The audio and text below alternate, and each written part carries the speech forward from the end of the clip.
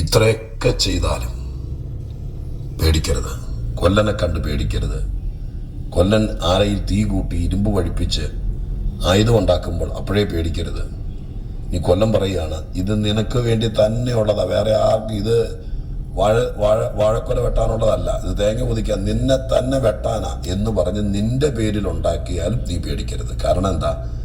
അവസാനത്തെ വാക്ക് ദൈവത്തിൻ്റെ കയ്യിലാണ് എന്ന് പറഞ്ഞാൽ ഫലിക്കണോ വേണ്ടയോ എന്ന് നിശ്ചയിക്കുന്നത് ആയുധമല്ല, ആയുധം ഉണ്ടാക്കിയ കക്ഷിയല്ല, ആയുധം മേടിച്ച കക്ഷിയല്ല, ആയുധം ഡിസൈൻ ചെയ്ത കക്ഷിയല്ല. ഇതിൻ്റെ പുറകിൽ ബുദ്ധി പ്രവർത്തിച്ചത് ആരാണോ അങ്ങേരുടെ കഴിവല്ല. പിന്നെയോ ഇത് ഫലിക്കണോ വേണ്ടയോ എന്ന് നിശ്ചയിക്കുന്നത് എൻ്റെ ദൈവമാണ്.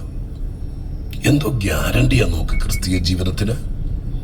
ദൈവത്തെ അനുസരിച്ച്, ദൈവത്തെ ഭയപ്പെട്ട്, ദൈവത്തെ സ്നേഹിച്ച്, ദൈവത്തിൻ്റെ ഹിതപ്രകാരം ജീവിച്ചാൽ ഏറ്റവും അവസാനം ഇത് ഫലിക്കണം എന്ന് എല്ലാ കാര്യത്തിനൊരു ഭയപ്പെടണ്ട.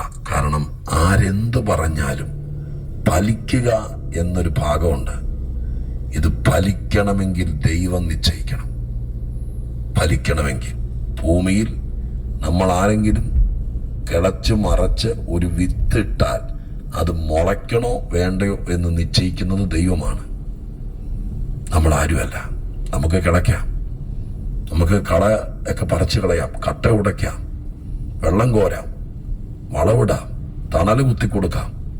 പക്ഷെ ഇത് മുളയ്ക്കണോ വേണ്ടയോ എന്ന് നിശ്ചയിക്കുന്ന ആരാന്നറിയാമോ? സൃഷ്ടാവാണ്. അതുകൊണ്ട് ഈ കർത്തൃദിവസത്തിൽ ദൈവത്തിൻ്റെ പരിശുദ്ധാത്മാവ് നമ്മളെ സധൈര്യം ബലപ്പെടുത്തിക്കൊണ്ട് പറയുക, അപ്പുറം ഇരുന്നുകൊണ്ട് ആരെന്തൊക്കെ ചെയ്താലും നീ പേടിക്കാതിരി. നിനക്കെതിരെ